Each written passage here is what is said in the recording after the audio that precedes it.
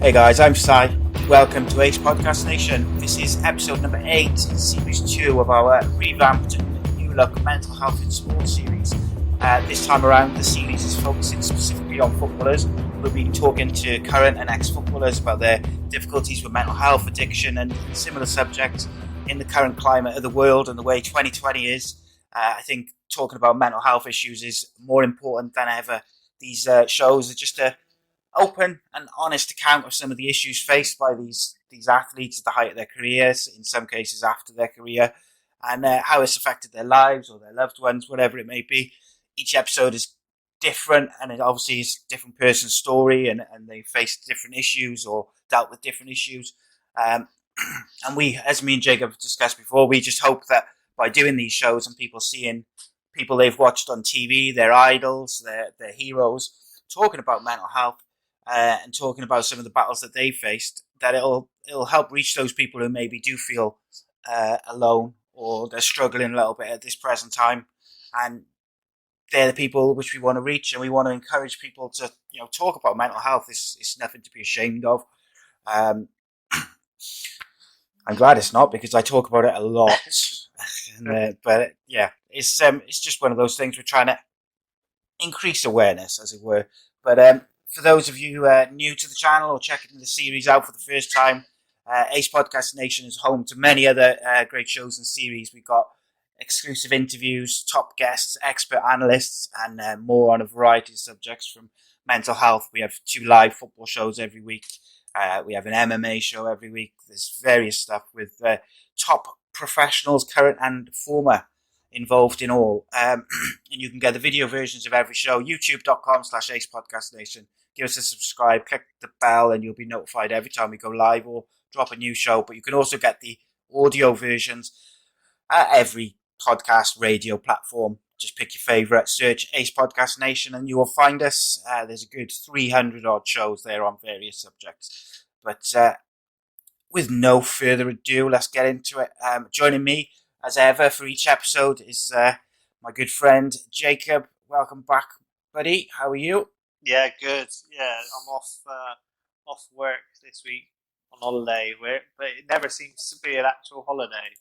So day 2 of holiday, and yeah, a lot of even work still happens when I'm off. So like, yeah, a few calls today would work, but my wife has always got jobs for me to do. So I think tomorrow is the first day off in a long time where we're gonna watch Joker for the first time. I haven't watched that, and a lot of friends are like, how have you not seen that? Yeah, so I haven't seen it yet. So really looking forward to that.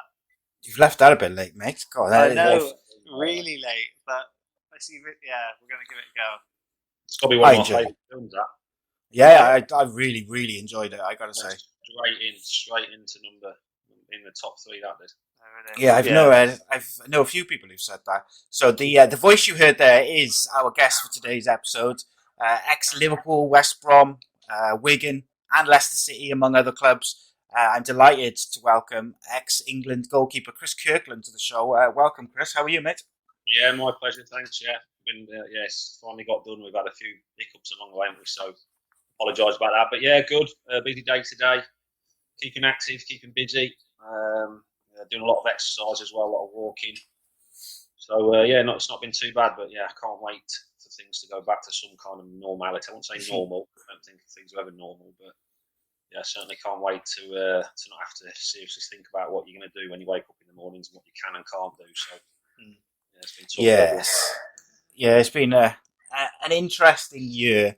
I'm not sure what normality is going to be actually when we get back to it, but hopefully by early next year we'll have some sort of normality back, because I think this second lockdown where I am, the first one I didn't really find, the long one I didn't really find too bad, but the second one around, which has obviously been a lot shorter, I've started to feel the pressure of it, and this last probably 2 weeks I've been struggling a little bit, getting a bit frustrated and a bit het up over nothing. So I can recognise it, so I know it's there, but that doesn't always help. Jacob, even when you know that you're going, there's no stopping it, I suppose.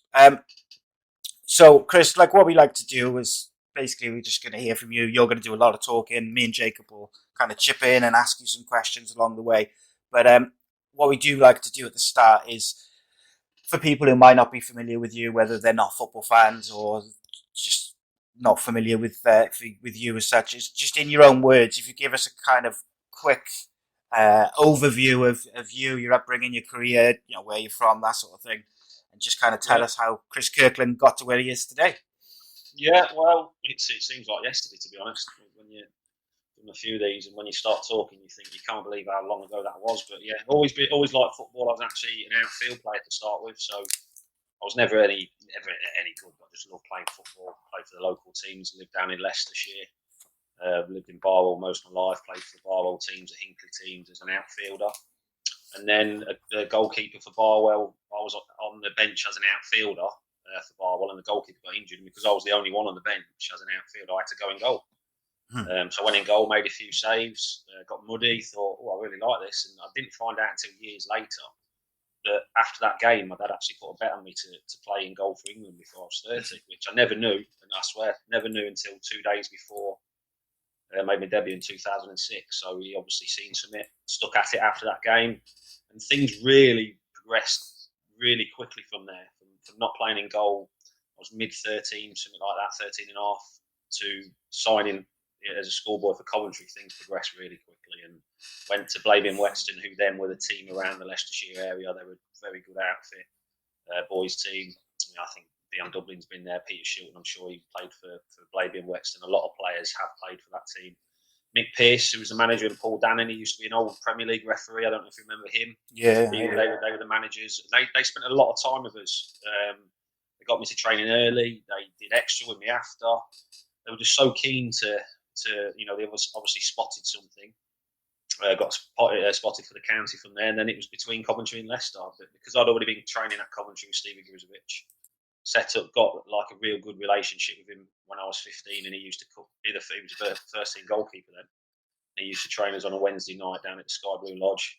Used to love that, and because I'd already had that relationship with him, when the chance come to sign for Coventry or Leicester, I signed for Coventry schoolboy forums, and again from 16 to when I made my debut at 18, it was a bit of a blur, to be honest. And things just took off. I made my debut at 18 against Tranmere in the Worthington Cup against John Achterberg. Actually, we talk about that now. He's the Liverpool goalie coach. Obviously, we're very good friends, and we always talk about that. Yeah, so I made my debut against him, and then moved to Liverpool. So I never wanted to leave Liverpool, leave Coventry. But I've always been a Liverpool fan. So from the age of 7, it's always supported Liverpool. My first game was when I was 7, up at Anfield, standing in the Cup, 1988. We played Nottingham Forest, won 4-2. So we used to get the bus up from Hinckley. It used to take about 6 hours, get to the game, get home about 2 in the morning. It was the best days ever. Obviously, when my mum and dad could afford it, and as I said, standing in the Cop in them days, and the Cop in them days was just incredible. I mean, it never happened now because obviously, you'd never be allowed that many fans in. But my dad used to always stand me, in front of. We used to have bollards up in the middle of the Cop, like white bollards everywhere. He always used to stand me in front of one of them. So if obviously people come forward or whatever, I was okay. They were just the best days ever. Jan Mulby, Ian Rush, Bruce Roblar on goal, King Kenny. I mean, I grew up with, and I worked with them on match, not now obviously because it stopped the match days, but I'm lucky enough to work with them. So it was always, and even right up until the last minute of signing, because I love Coventry so much. I was playing, and I lived in the area. I've always been a home bird, didn't want to move. Obviously the pull of Liverpool, and when we come up for talks, I went and sat where I used to stand as a kid. Wow. Because I was still unsure about signing, and I've not signed, and the chief exec and my girlfriend wife now, Leona, was up there, and she could tell I was nervous. And I just said, "Look, I just need a minute. Can I go down to the pitch?" And went down to the pitch, and I was still nervous. I knew I was going to sign, but I just needed that, kick up the bum to get it done, sort of thing. And I just went and sat. As soon as I sat down, I could see myself as a kid. See my dad standing next to me, see the cops weigh in, and it was we just went straight back up there and signed. So I was there for 5 years. Injuries obviously had a big impact on my time at Liverpool, unfortunately, but I'd do it all again just for one game for Liverpool. Lucky enough now to be heavily involved with the club still. It's a magnificent club. Signed for Wigan after that for 6 years, and that's probably the best I've played then. So from 2006 to 2010 was probably the best part of my career, performance-wise. under Paul Jewell, under Steve Bruce, who I holding really high esteem. And then I was there. Roberto Martinez come in 2009-10. Played the first season under him, and then that was me done. Then the last 2 years he played A.C.E. Couldn't back in the team. Went out on a couple of loans. You mentioned Leicester, Doncaster, but knew I needed to leave, but didn't want to leave from where we are because we lived in the same area. We moved up into the same house. We had a daughter. 2006, dropped off to school, picked her up. So my routine was brilliant, spot on. Nothing, even though at the time last couple of years I wasn't playing as much as I wanted to, I still knew my home routine would never change. But then that all flipped on its head when I signed for Sheffield Wednesday in 2012. My routine changed. We didn't move house because my daughter was happy in school and just about to start bigger school. So we didn't want to up either. So I said, well, I'll travel. And Sheffield's not far from Liverpool. It's just a nightmare journey to get there. And that's when my issues started to affect me, being in the car for long hours of travelling, missing things back home, having to stay over certain days, just a complete flip 180 of my routine that I was used to for 11 years. For 11 years, I had even Liverpool, Wigan, they're right next to each other, same house, same area, same friends. And then I just started to miss a lot of stuff and just found myself in my car long periods, and just your mind wanders and your mind wanders and you're on your own. It can just lead down. And I never knew what it was. I just thought, I didn't know what it was because back then it wasn't talked about mental health. It's only been in the last, I would say probably the last 18 months, definitely 2 years. It's more at the fore now, and you turn on the TV, you turn on the radio every day, and it's on there every day, which is brilliant and which is needed. But back then I had no idea, and I just obviously didn't tell anyone. The football for the first year was the get out. The 90 minutes was, particularly the first year and particularly the second year, was the get out. But then as soon as the whistle went, I was literally in the shower, changed, and in my car from Hillsborough within 15 minutes. Because I wanted to get home. I was desperate just to get back home. But then things, started to really get bad after about the third year, and during the third season, the start of the third season, Kieran West would come in as goalkeeper, and I was relieved because I didn't have the pressure of having to play. Because at the back end of my second season, my form dipped a little bit. I couldn't concentrate. I was thinking about getting home early, thinking, I've got to come back, and it just affected my game. So the third season, I was absolutely relieved that I wasn't having to play, which is obviously a trouble in its own because you should never feel that way. Sounds like. Go on, mate. Sorry, I was just sorry to interrupt you, mate. I was just going to say, it sounds like that change in schedule had a massive effect on you because, I know, people say, what a great life footballers have got and how easy it is. They go to work in the morning and then they've got the rest of the day and they get paid loads of money. But as we discussed on previous shows, just because you get paid well doesn't just mean that you're automatically happy all the time. And I think for a footballer who's got children, a big plus of being a footballer is being able to do things like the school run and be there for your kids when they get home from school, and having tea together, which, let's be honest, a lot of people who've got a 9 to 5, they miss things like that. So that change in schedule is going to have a massive effect on anyone. But then when you also add in the fact that you lived in the same area throughout your career, you stayed in that same place throughout all of your career, that's going to have a big change as well. So did at any point you kind of end up staying over in Sheffield and things like that in a hotel, or was it always travel back? Always travel back when I could. The only time I had to stay over was if there was an accident, because the Snake's Pass and the Woodhead are the two roads. You can go motorway, but Snake's and Woodhead are the two roads, but they get closed a lot. There's a lot of accidents on them. So if they were shut for whatever reason, then I would have to stay over, or I'd be getting home at ridiculous time and setting off more or less straight away. Stayed over a night before games occasionally, but the girls would come over, so they would get the train over on a Friday. I'd pick them up. So they'd walk up to the hotel, which was right next to the station. We'd stay in a big family room together, go to the game, and then drive back all together. So I was, even though I'd still prefer to be at home, but it made it a lot easier that they were with me, staying in Sheffield. But like you said, for 11 years, it completely flipped 180. I had a certain routine, and then it completely turned on its head, and I had long periods in the car on my own. Winter months were a nightmare when the weather's cold in the mornings, it's dark. you're getting home when it's dark, and like you said, people will just think, well, how can it affect him and stuff like that? But it so did, really did. And people that say that don't really know what he can do.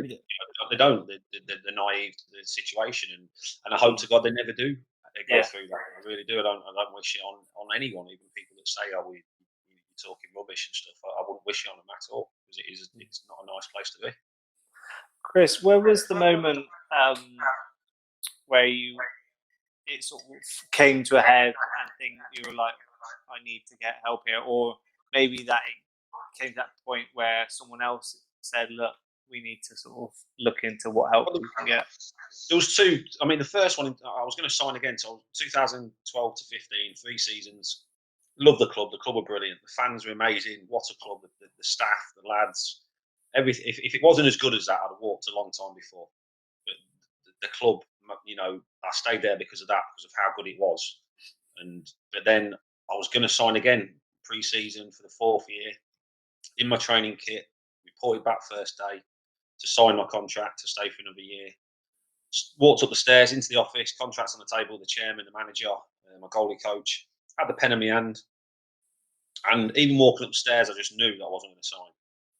And I still had the pen in my hand, and then I just literally froze and put the pen down and says, "Look, I need to get back closer to home. I can't, I'm having problems. I can't sign this contract." And it was devastating. A lot of people didn't know. My goalie coach Andy knew there was an issue, but didn't delve too much into it. He knew there was an issue at home. He said, "Look, I'll give you extra days off, whatever you need." He was amazing. The club were amazing as well, but didn't know the extent of it. We thought a lot of it was to do with Leona, because we said that. We said she was struggling with depression. Because at the time, I thought if I come out and say it, anything could happen. I could get hammered. I could lose my place. Anything could happen, because, like I said back then, it wasn't talked about. So I just said, I need to get back close to home. And I thought by doing that, it would reverse the cycle again, because I could go back to my normal routine. If I get a team locally, I could drop Lucy off at school, go to training, come back, pick her up. But by then, it was just, even when I signed for Preston, I said I'd only sign for a team in the Northwest, a team that was less than an hour away. And if no team come in for me, then I would retire from football in 2015. Preston, I had a couple of offers further abroad, and I didn't want to do that. And then Preston come in. I was going to go back to Wigan, had the medical, everything was set. I thought, great, back to the club that I had the best time of my career. Gaz Caldwell was the manager, who was my manager. Was played with me at Wigan when I was there, so we were good friends. He was the manager. I thought, this is perfect. I'll go back there. Everything's going to be great. And the deal didn't happen. They kept me there for 2 days. They failed me on a medical, which a lot of people say, well, you were always injured. But if you actually look at my fitness record, after I left Liverpool, my fitness record was 96% for the last 10 years of my career. So that's training and playing games and being on the bench. So they failed me on that, which I couldn't believe, because the medical record has been sent over from Sheffield. I've played 90 odd games in the spin. Third season, I was on the bench for every game, apart from the ones I played. So my fitness, there was no issue at all with the fitness record. But they went for a cheaper deal. They went for somebody else, and that knocked me for 6. I thought, well, that's me done now. And I was obviously feeling in a terrible way anyway, and that was like another body blow. Lost my dog, like we lost a friend. I signed for Preston, and thought signing, would reverse it. But I just didn't want to play football anymore. Just didn't want to. But the professional pride kicked in. Right, you can do this. You can get through this. Give it time. It's not just going to change overnight. Get back into your routine. Everything will be fine. But it didn't. And I left Preston. Again, they offered me a new deal. Took the deal away. When I went in to sign it, again, that was another body blow. And then I signed for Bury, and I should never have signed for him in 2016. I should never have signed for him. I should have stopped there and then signed for Bury. Went away pre-season. Was petrified, because I've always had this. I always get anxious when I'm away from home, and I'm not comfortable away from home. I've always liked my home comfort, and we're due to go to Portugal on pre-season with Bury, and I was petrified. I was thinking, I can't do this. I don't want to go. I'll ring up and just say. Anyway, I got on the plane, got out there, and just panicked when I was out there. Made it through the first day. Second day, we stayed in these apartment blocks. I was on the top floor of the apartment block, went out into the roof, and I was going to jump. I stood on the ledge, and I just thought, I can't feel this way anymore. And the thing that stopped me was my daughter and Leona. Didn't want them to grow up without dad or a husband. got back down off the ledge, rang Leon and said, look, I need some help. You know, I'm in a bad way. I don't know what's the matter with me. Flew home the next day, spoke to Gary Flitcroft. He was amazing. He'd been through something with similar to Dave Flitcroft with his dad. And got home and I rang a few people and I spoke to Neil Mellor. And I said, look, what do I do? And he's heavily involved with the PFA. He said, ring the PFA. They've got a mental health department. Ring the PFA. Got straight onto the phone to him, met him an hour later. And that's when the relief just come off my shoulders because I'd shared it. I'd asked for help. So obviously I had to retire from football, but I knew I needed to sort my mental health out then and get to the bottom of it and get help.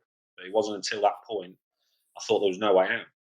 It wasn't until I asked the PFA. I said, "Look, I need help here with mental health," and it wasn't through Neil Mellor. Then I don't know what would have happened. So, Chris, first of all, thank you for sharing everything and discussing it with us.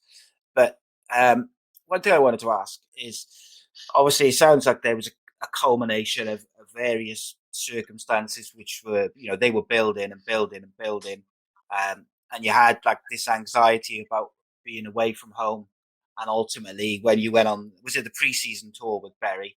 That was kind of the culmination of it. But before that, that was building up.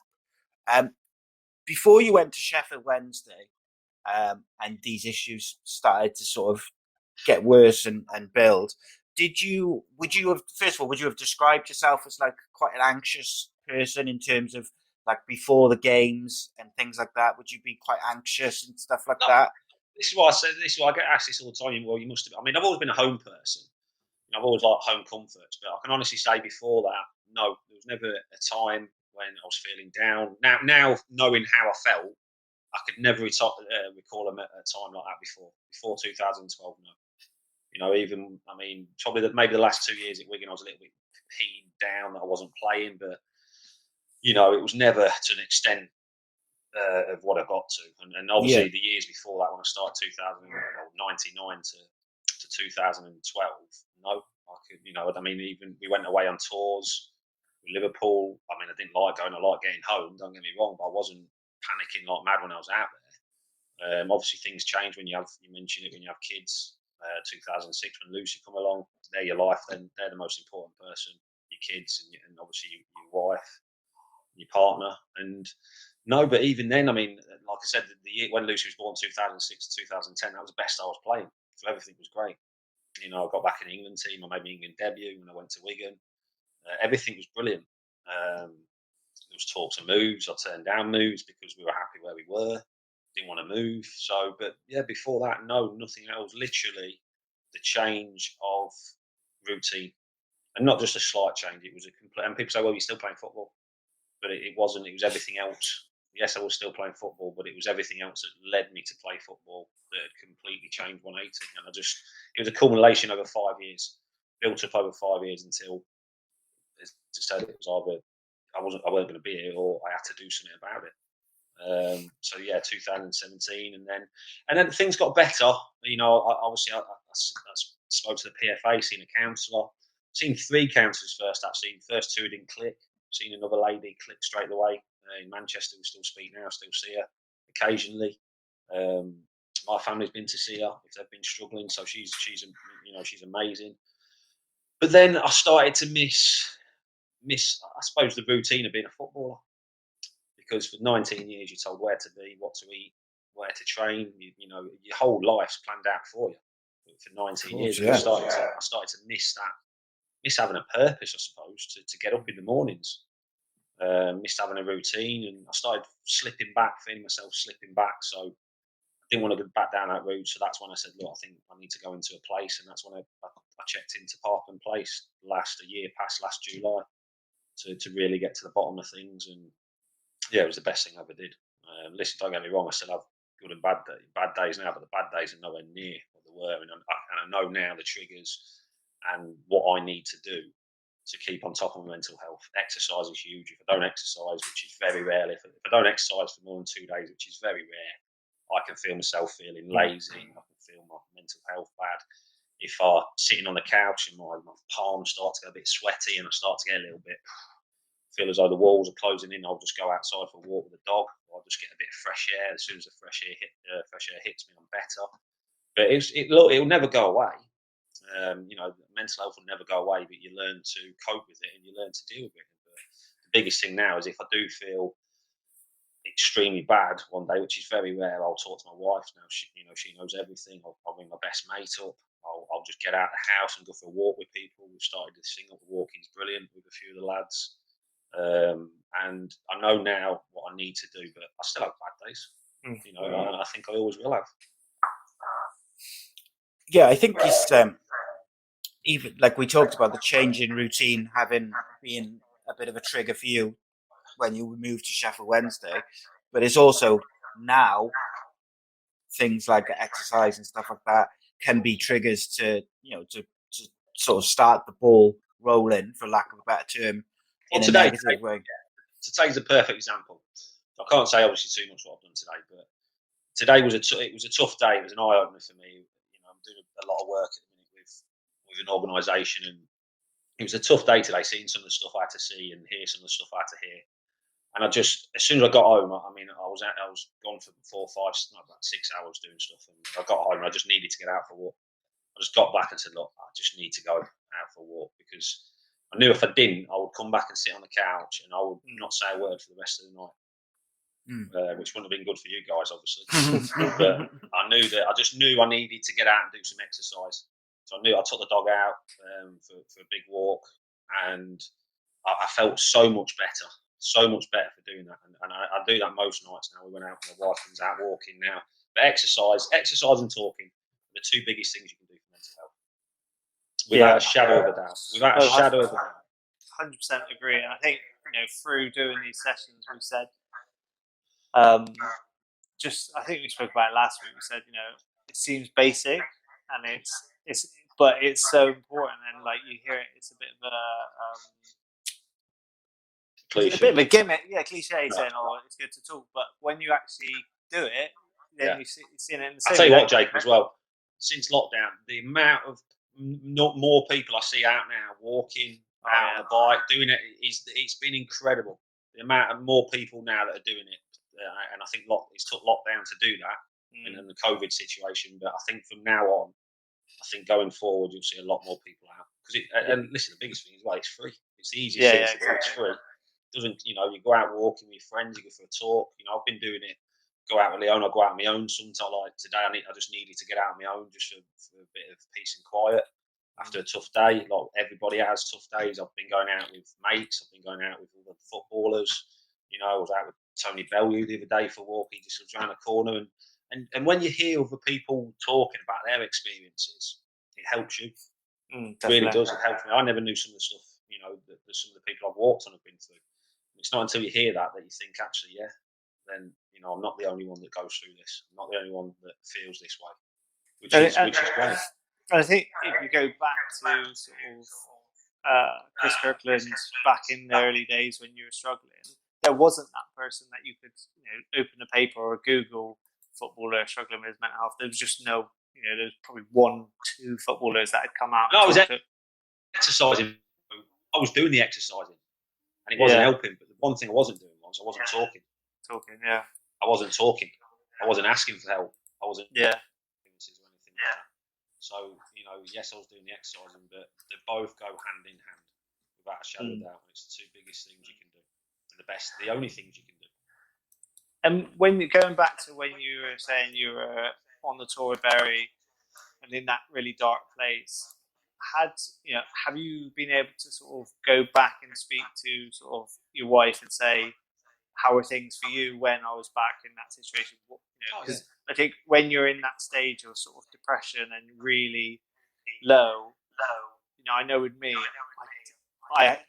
it's so hard to, especially with kids, to focus on what you're doing. You like that. Yeah, like exactly. That. You don't see anything around you. And so you miss sort of what your loved ones are going through. So was there anything like after then you spoke to Leona and said, is there anything different to the story that she saw?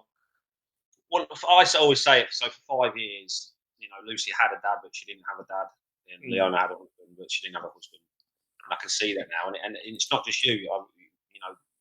biggest thing is people going through it with you.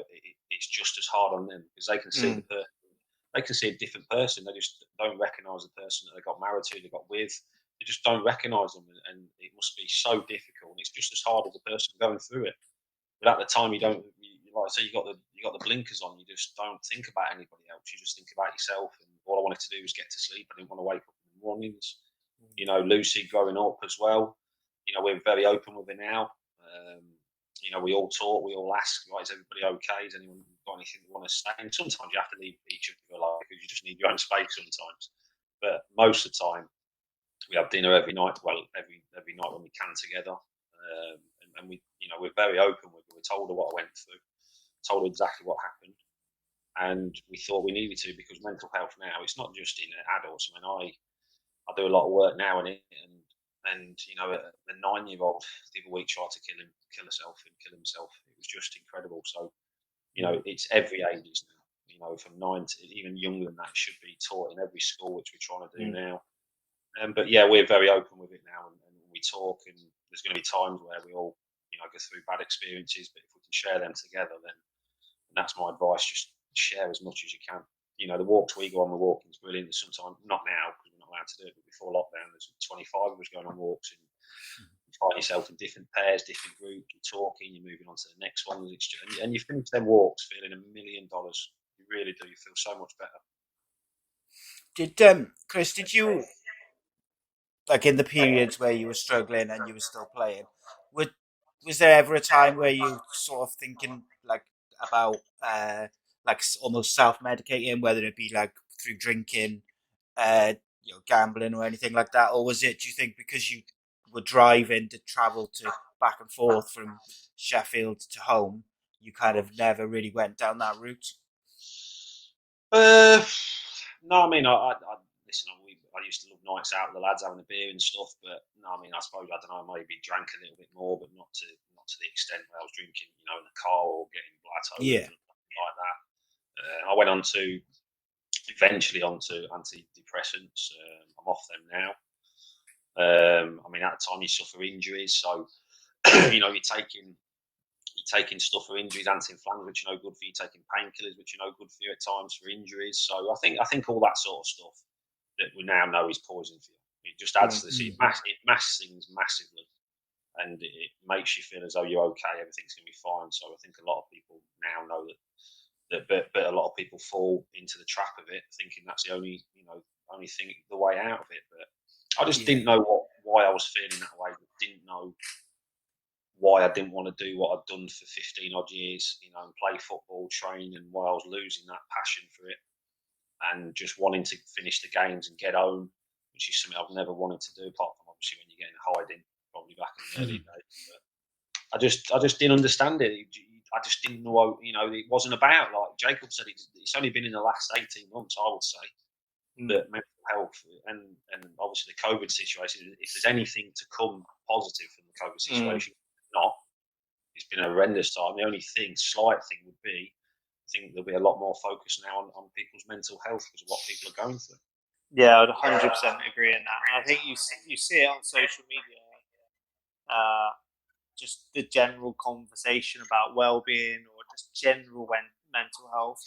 There's always that conversation going on in the news. There's a lot more topic on it. I think, you know, when you talk about the walking and stuff like that, I think probably 2 years ago, if you said to a lot of young people, "Oh, walking's really good for your mental health. Getting out is good for your mental health," they'd probably be like, "Yeah, whatever." I think being forced to do it because that's all we can do is a bit of a restart for a lot of young people and older people, because it's a bit.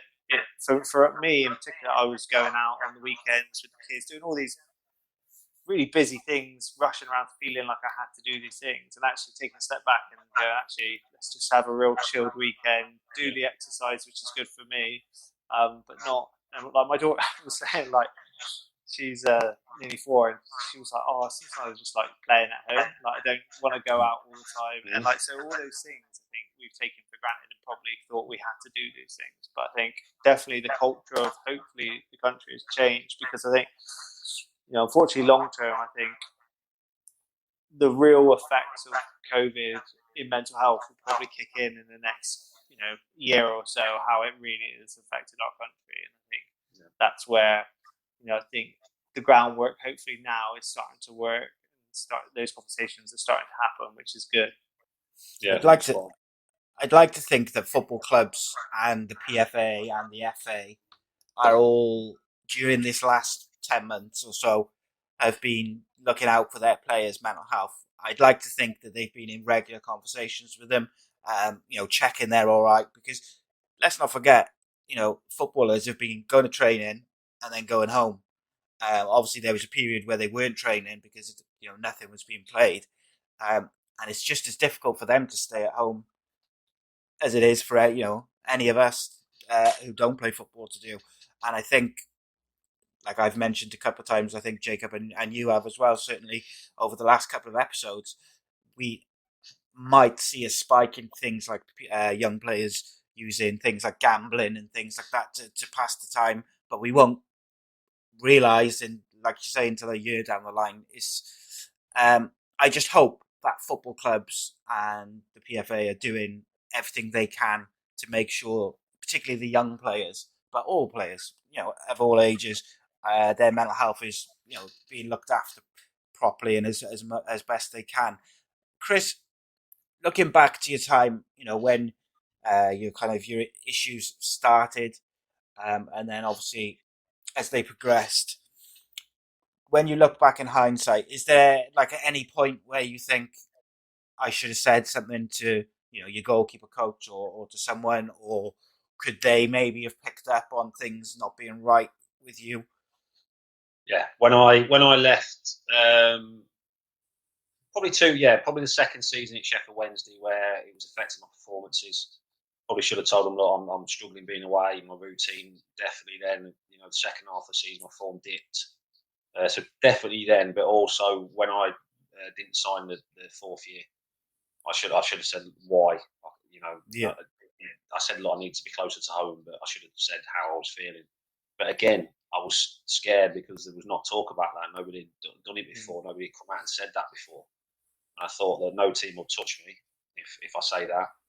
And which, if that would have happened, it'd probably been a good thing at the time, because I probably could have sorted it out and maybe got back playing football. Maybe I had to take 6 months out or a few months out, and maybe then I could have come back. So, yeah, there was times when I wish, now looking back, if you'd have just asked for help, just said the way you feel. And it's simple saying it now, but it's I do think about that a little bit. But I can't change any of that. Did it rob me? It probably robbed me of probably 2 or 3 years in my career. I retired when I was 35. Nearly 36. So yeah, I'm a fit lad. I think I could have carried on until I was 40. Maybe not playing, but as a number 2 somewhere, a championship club maybe, number 3 at a Premier League club. So it definitely robbed me of 2 or 3 years in football. But there was no way I could have carried on. There was just no way. Have you since?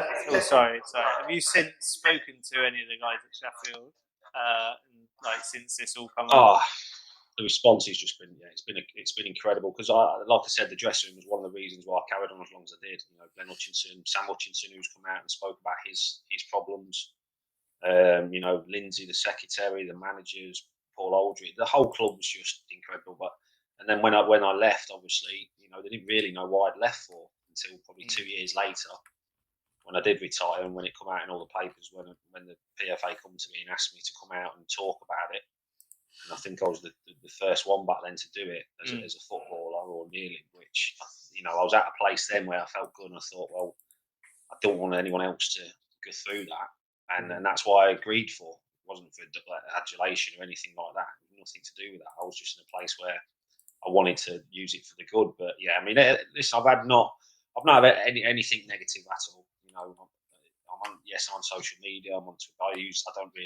I only use that to promote good things and do good things with mental health. But I've never had any. The only reason at the start why I was a little bit apprehensive about doing it when the PFA come to me in 2016-17 was my daughter. I just thought, she's at school. We know kids can be cruel. But we sat her down and said, look, this is what they want me to do. I would like to do it. And she went, you've got to do it, Dad. You've got to come out and try and help people. As soon as she said that was fine then, and the school were brilliant. We rang the school and said, look, this is going to be coming out. they said, look, we'll keep an eye on her. She'll be fine. We'll make sure she's fine. Her friends all knew. So that was the only issue. As soon as she said that was fine. It was the best thing I could have done. And now we're seeing, over the last 18 months, 2 years, we're seeing, I'm not going to say thankfully, we've seen a lot more coming out, because you never want them to go through it in the first place. But unless these people come out and say stuff, it's not going to help other people. But a lot of people won't.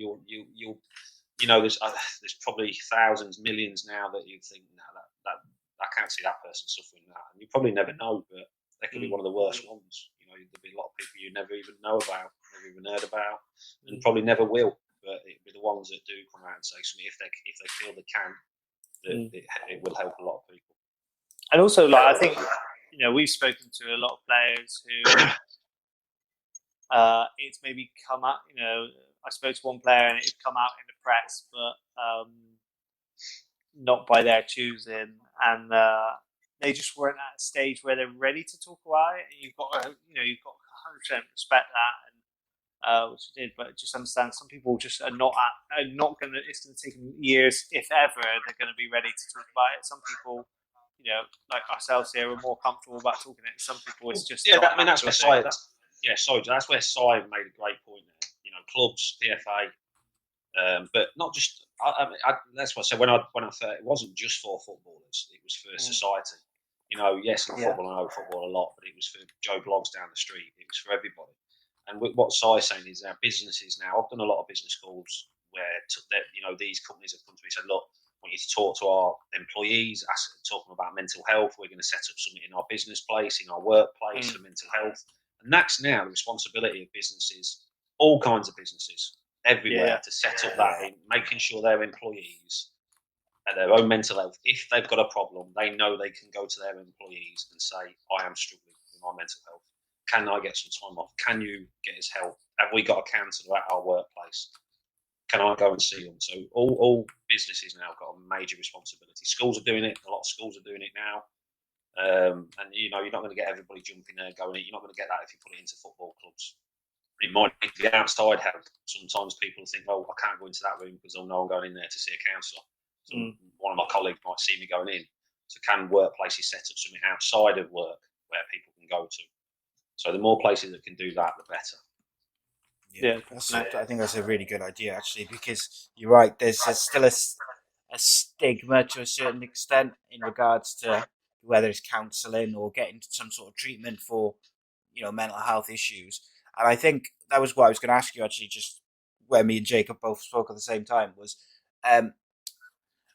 in football generally, do you still think that there's this kind of stigma where players don't want to say to, maybe whether it be the manager or the assistant manager or the coaching staff, look, I'm struggling with my mental health or I've got some sort of issue, because they don't want to lose their place in the team, or even if it's not about the place in the team necessarily, they don't want that kind of stigma of being perceived by old school managers maybe as being weak or being, not mentally tough enough to play. Do you think that still is like a stigma around the game? Yeah, definitely. I think it's lowering now. It's getting less and less, but you'll still get players that won't do that for whatever reason. That'll be one of the reasons, and that's why clubs need to make players aware that look, there is a place outside of these walls, outside of the training ground where you can go. It will be private, unless obviously it's got to a point where the players' safety's compromised or whatever. They've got a duty to let the club know.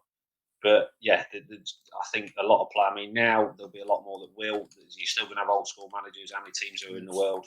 You're still going to have old school managers that probably won't care. But I'm struggling to think of one now. I can think of a few. Yeah. I can think of a couple that maybe when I played that I would definitely, even now, I would not say a couple, maybe one that I wouldn't go and see, definitely, because I think I know what the answer would be. But I think in the majority, and listen, now the PFA's there, so if you don't go to your club, you go to the PFA. The PFA will sort that out. But like I said, you'll get some players that just won't do it for whatever reasons. But you're going to get. I mean, I think it's now. I've seen the the other day, was it 140 players current and past 3 years ago? Is it? It's up to like 1,100 now, something like that, 1,200 players. So it's doubling every year now because there is more things in place for them to go and get help. At the end of the day, being a professional athlete is very stressful situation. Whether you've got any mental health issues going on at the time, or if you haven't, being a professional athlete is stressful. You're under a lot of pressure, particularly when you look at like something like the Premier League. Like all professional sport is a stressful situation. But say something like athletics outside of the Olympics, they don't get the same scrutiny from the media, the fans, the TV companies, everything which comes with being a Premier League footballer. And I think I go back to my point a few minutes ago. I think that football clubs and football as a game have a responsibility to make sure that players are okay, make sure that players are coping with the situations that they're in, their day-to-day lives. Like, I'm still astounded by what David Cottrell told us when he got his big move. I think it was to Birmingham. He kind of signed on transfer deadline day and then was basically in this new city away from Wales with his, he was quite 19, 20 at the time with his wife and his baby, and the agent and the football club basically just left him to it. He'd never like bought a house before or paid bills and things like this. And to me, that's like just the humanity of it, of like looking after someone and making sure they're all right. And I want to see football clubs treat their academy players, their professionals, as human beings, and understand that some of them are not all right all the time. Some of them need a bit of support and a bit of help. And ultimately, if you look after your employees, they will long term perform better for you. And I think we've had this chat about, if you look at situations, there's loads of clubs that are doing, they don't care about their players. They treat them like acquisitions. But if you look at, assets, if you look at someone like, the biggest club in England at the moment, Liverpool, if you look at like Jurgen Klopp, the way his man management with his players is unbelievable. I can't think of anyone as good as him. If you look at those players that are not in the first 11, they're still happy. If you look at someone like Adam Lallana when he left, that's the first time I've ever seen a player that upset to leave, who's not like a homegrown lad. And it shows, I think with Jurgen's sort of mentality and sort of, he's probably the most like us, as in like his way of thinking is very modern. Of we treat people like people, and we have to show them love, care, and affection, and they're not just there to do a job. They have families and stuff like that. And I think hopefully that, because I think with football, unless you get success on the pitch, whatever your new strategy is, people won't respect it. But I think because he's got the success on the pitch, hopefully that might change the mentality of owners and different clubs lower down the leagues to go, actually, maybe we should take a couple of bits from what Liverpool are doing with their man management style. So, pretty spot on. Do you know he did a dissertation as well in walking 25 years ago? Oh, really? wow. Yeah. It shouldn't surprise you because that man can do anything he wants. But we got him to do a video, asked him to do a video for walking, brilliant, the benefits of it. And he said yes, and he spoke about it. Did a dissertation of how good it is, beneficial, mental health, and everything like that. But I've been down there. I mean, he makes everyone. We spoke about it before. He makes everyone feel the same, like you said. Whether you're taking the bins out, he's just got this way about him. You could go feeling the worst you've felt, and you could be around him for 10 seconds, and he could make you feel the best person you've ever been. He's just got and it's not just at the first team as well. It's at the academy. I'll go down to the academy. The academy are a special place as well because they help players when they get released. They help players go back into society. Because, when you get released, you could be at a team from 5 years old now. You get released at 16 and you know nothing else. Your dream for 11 years, well, I'm going to be a footballer. I've signed again. I'm going to make a debut for Liverpool. 16, 17 comes, you're out the door. They help players, make that transition afterwards. They're still helping a player now that left 7 years ago that come into difficulties.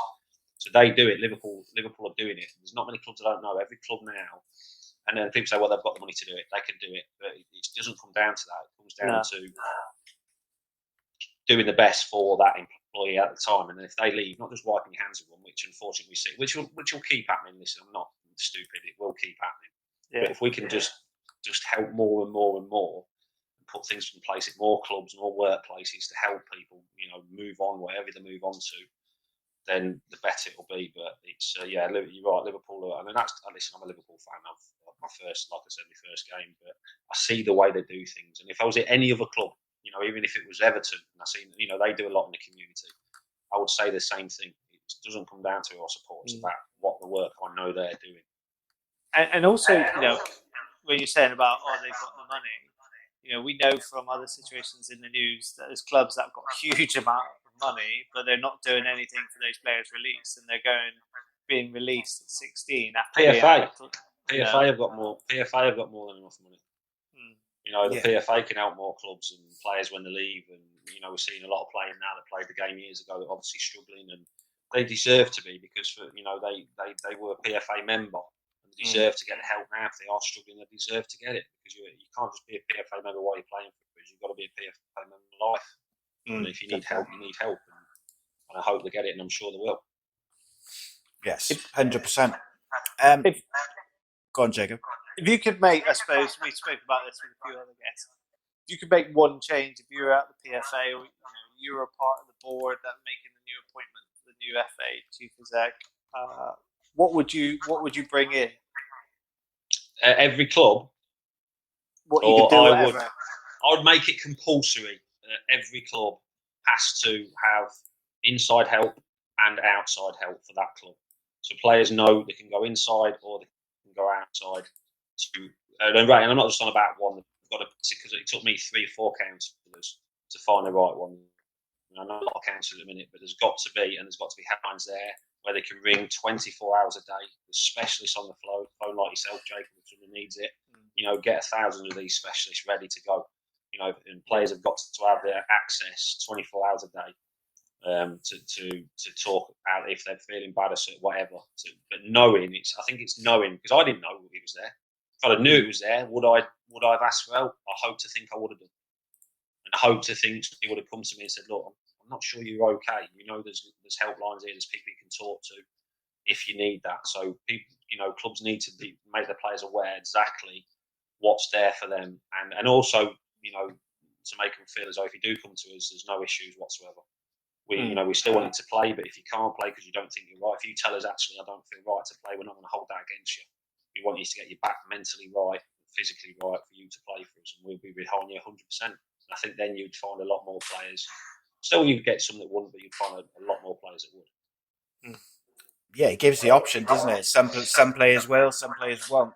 Yeah. But one thing's for sure, if the option isn't there, then no one's going. Workshops as well, regular seminars, regular workshops where players can go down to St George's Park for the weekend or for a couple of days. Right, we're putting on this weekend. If you're struggling with this specialist is coming down, this counsellor, this psychiatrist, the option's there if you need it.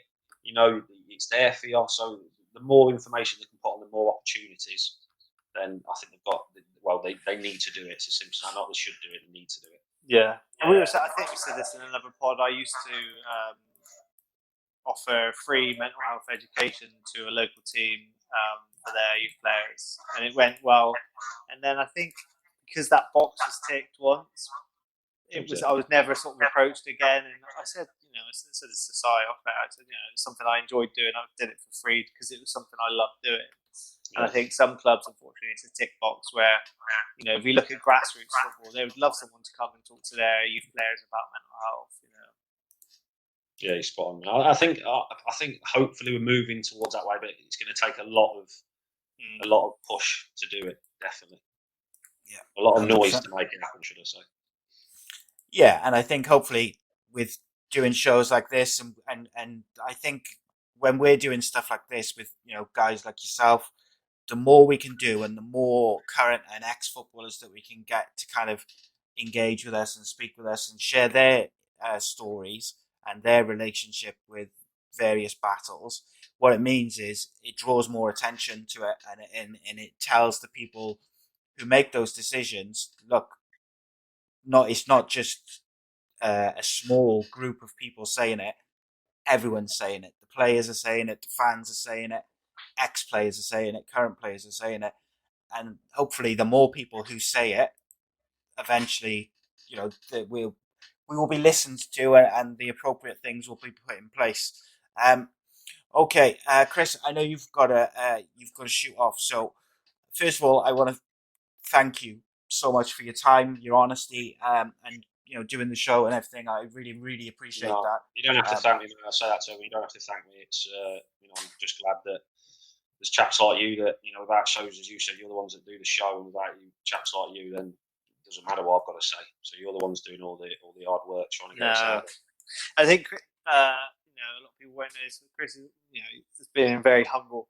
At the beginning of lockdown, Chris helped out. He spoke to, personally phoned a few of the patients who I work with who are big goalkeeper fans, and spoke to them on FaceTime. And I know he did loads of other people. So we spoke to loads of people. I think for Chris in particular, it means a lot to him, and behind the scenes and in front of, he does a lot to help the community locally, but also wider. So thank you so much for that, Chris. And my pleasure.